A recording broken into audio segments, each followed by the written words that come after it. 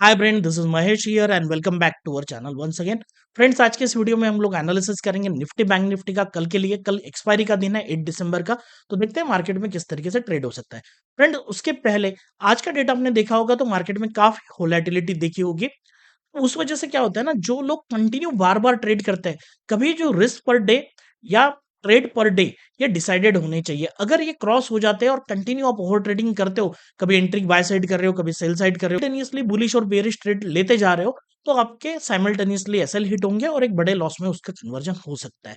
तो फ्रेंड्स, कभी भी इन चीजों को हम लोगों को याद रखना है। जब वोलेटिलिटी होती है, हम लोगों को समझ में आ रहा है, तो ऐसे समय पे हम लोगों को थोड़ा सा रुक जाना पड़ेगा। इसी बारे में हम लोग डिटेल में डिस्कस करेंगे इस वीडियो के एंड में। लेकिन फ्रेंड्स, आप चैनल पे नए होंगे तो hit the subscribe button as well as select this all button. अब चलते हैं चार्ट के ऊपर। अगर निफ्टी का चार्ट देखेंगे तो फ्रेंड्स एक नेगेटिव कैंडल का फॉर्मेशन हुआ है। एंड मैंने आप लोगों को पहले भी बताया था कि ये जो लेवल है, जो हैमर कैंडल का हाई है, ये एक इंपॉर्टेंट लेवल है, 535 के पास आएगा। तो हम लोग जब एनालिसिस कर रहे थे तब मार्केट इस जगह पे था। अब उसके बाद में आप देख सकते हो, आज बेरिश मार्केट रहा, ओपन हुआ और नीचे आते गया। अब ये 535 के आसपास टच होते हुए रिजेक्शन हो गया। एंड में फिर से एक बेरिशनेस आया हुआ है, उस वजह से क्लोजिंग थोड़ी सी हम लोगों को नीचे दिखाई दे रही है। कंपैरेटिवली अब बैंक निफ्टी के चार्ट को देखेंगे तो हम लोगों ने जो लेवल्स बनाई थी कि शायद ऊपर और नीचे में रेंज में मार्केट रह सकता है, बैंक निफ्टी रह सकती है। And you can see clearly from last continue 6 to 7 days इसी हाई लो के नीचे इस दिन इसने जाने की कोशिश की, लेकिन सस्टेन नहीं हुआ। डायरेक्टली गैप अप हुआ और नीचे आके क्लोज कर दिया। अब यहाँ पे कैंडल अगर हम लोग देखते हैं तो एक इनडिसिसिव कैंडल का फॉर्मेशन हुआ है, जो मार्केट में इनडिसीजन शो कर रहा है। अगर अब ऐसे जनरली केस में क्या होता है, अगर बैंक निफ्टी हाई के ऊपर निकलता है 43,332 के ऊपर, तो एक शॉर्ट कवरिंग हो सकती है। अगर लो ब्रेक होगा, मार्केट में थोड़ा सा बेरिशनेस आ सकता है 42,949 के नीचे। अब हम लोगों को अगर ट्रेड करना है तो इंपॉर्टेंट लेवल भी देखने पड़ेंगे। तो सबसे पहले निफ्टी में इंपॉर्टेंट लेवल्स के बारे में बात करते हैं। तो सबसे पहले निफ्टी ओपन कहाँ होगा, that is the most important part. अगर आप देखोगे तो निफ्टी क्वाइट बेयरिश है, कंटिन्यू डेली टाइम फ्रेम पे आप लोगों को दिखाई दे रहा होगा। और बैंक निफ्टी थोड़ा सा साइडवेज है। तो यहाँ पे अगर बैंक निफ्टी गिरने लगेगा तो निफ्टी को भी क्विकली यहाँ पे ड्रॉप होना पड़ेगा।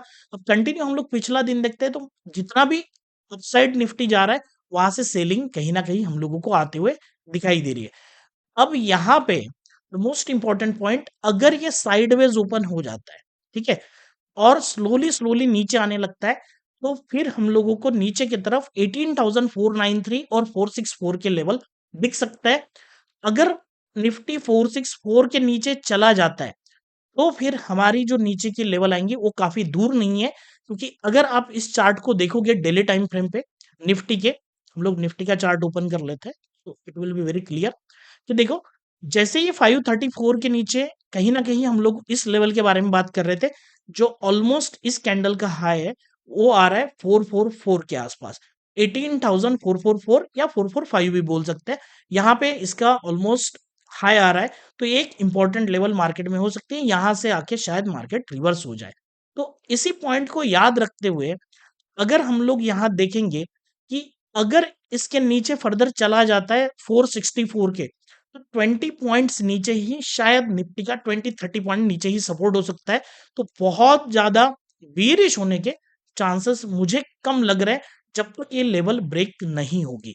अब देखो, यहाँ पे एक्सपायरी है तो फर्दर बहुत क्विकली फॉल होगा तो बहुत अच्छी बात है। लेकिन अगर ये बहुत स्लोली स्लोली नीचे गया और 464 के नीचे यहाँ सपोर्ट लेने लगा और एक कैंडल ऐसी बन गई, तो फिर जितने भी हम लोगों ने पुट बाय किए हैं उसमें हम हमारे एसएल हिट हो सकते हैं। तो उस वजह से यहाँ से अगर प्राइस एक्शन बनता है, थोड़ा सोच समझ के इस लो को भी कंसिडर करना पड़ेगा। तो फिर हम लोग यहाँ कॉल सेल करने की कोशिश करेंगे।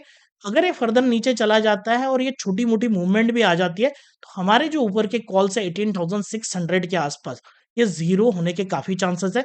18,600 और 18,650 एक इंपॉर्टेंट कॉल हो सकते हैं जो कल के डेट में हम लोग सेल कर सकते हैं।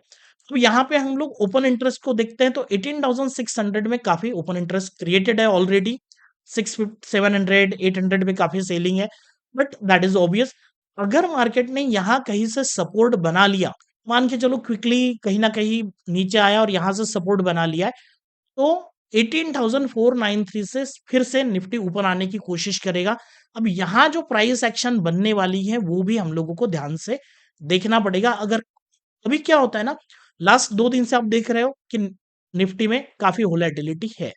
तो अभी 2 दिन से काफ़ी लोगों के एसएल हिट हुए होंगे। तो इस वजह से जो फ़ियर है मार्केट में, तो काफ़ी लोग ट्रेल नहीं करेंगे एसएल को। अगर ट्रेड भी करेंगे तो जल्दी अपना ट्रेड काटने की कोशिश करेंगे।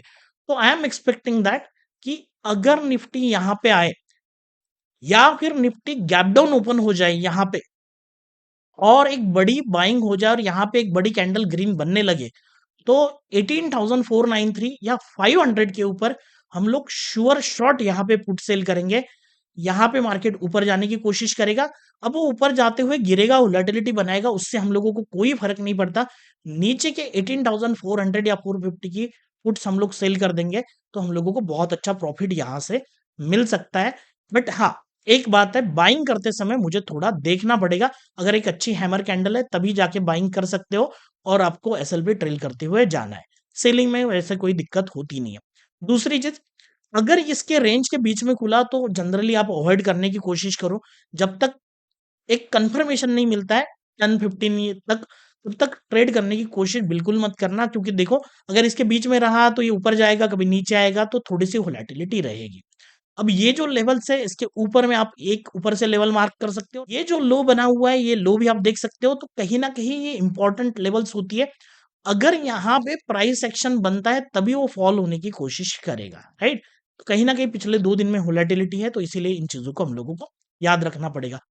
अगर मार्केट गैप अप ओपन कर देता है 700 टू 732 के आसपास और यहाँ पे शूटिंग स्टार बन जाती है और सेलिंग आ जाती है, तो हम लोग कॉल सेल करेंगे। नीचे निफ्टी जरूर आएगा, कोई दिक्कत की बात नहीं। But what I am expecting actually, ये गैप डाउन ओपन हो, पहली केस। दूसरी केस, अगर ये थोड़ा सा यहाँ पे ओपन होता है कहीं पे भी हल्का सा गैप डाउन या बड़ा गैप डाउन, तो नीचे आके मार्केट यहाँ पे सपोर्ट बनाने की कोशिश करेगा। अगर ये सपोर्ट प्रॉपरली बन जाता है तो तो 18,559 या 560 की लेवल अगर ये क्रॉस कर जाता है तो भले ही वोलेटिलिटी क्रिएट करेगा, लेकिन 635 के आसपास टच करने की कोशिश जरूर निफ्टी कर सकता है। अगर यहाँ पे कहीं ना कहीं मार्केट को ऊपर जाना है, एक्सपायरी अगर वन डायरेक्शनल मूव होना है, यहाँ पे 635 के ऊपर अगर ये ऑलमोस्ट 130 के आसपास सस्टेन हो गया, मतलब आप थोड़ा सा टाइम पे ध्यान देना है। 130 के बाद अगर यहाँ से एक बड़ी मूवमेंट आ जाती है 560 और 635 के आसपास, तो फिर शॉर्ट कवरिंग हो सकती है जो कहीं ना कहीं मार्केट को ट्रैक कर सकती है 702 और 732। एक्सपेक्टिंग एक्चुअली कि मार्केट बेरिश हो, लोगों को पुट बाय कराए, या फिर गैप डाउन ओपन होके थोड़ा सा वोलेटिलिटी क्रिएट करके लोगों को पुट बाय करवाए, और फिर जब ऊपर आएगा तो 1:30 के बाद शायद एक बड़ी मूवमेंट मार्केट में ऊपर के डायरेक्शन में आ सकती है। This is my prediction only. हम लोग बात कर रहे हैं अगर ऐसा हुआ तो वो चार्ट पे जरूर दिखेगा और तब जाके हम लोग ट्रेड करेंगे। या फिर दूसरी जो कंडीशन है, अगर मार्केट को फॉल होना है तो गैप डाउन ओपन होगा और इसके नीचे 444 के नीचे जाके नीचे ही मार्केट रहेगा। अगर उस टाइप की कंडीशन बनती है तो मैंने आपको पहले ही बता दिया, हम लोग ऊपर की कॉल बेच सकते हैं।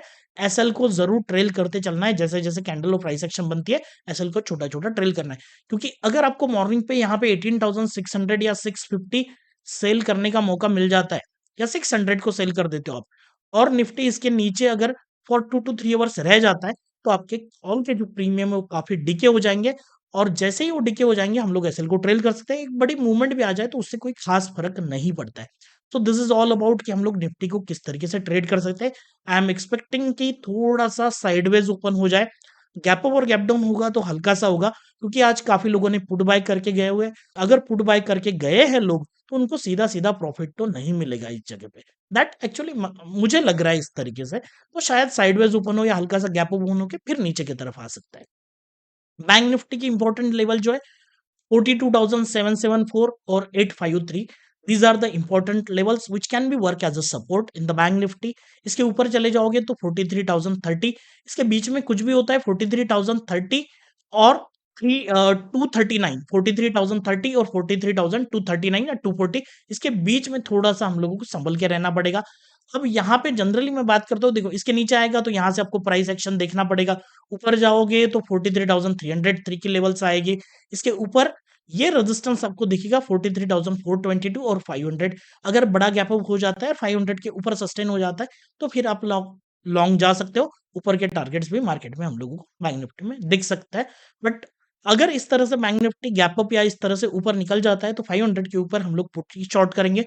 कॉल बाय करके मैं बिल्कुल नहीं जाने वाला, दैट इज बाय श्योर, क्योंकि वोलेटिलिटी क्रिएट होती है तो उस वजह से ट्रेड को होल्ड नहीं कर पाते। So this is all about कि निफ्टी और बैंक निफ्टी की कौन सी इंपॉर्टेंट लेवल है और किस तरीके से हम लोग ट्रेड कर सकते हैं। So friend, this is all about how we can trade Nifty and bank Nifty for tomorrow. So friends, अगर वीडियो पसंद आया होगा तो hit the like button and stay tuned with us. मिलते हैं नेक्स्ट वीडियो में, तब तक के लिए जय हिंद जय भारत।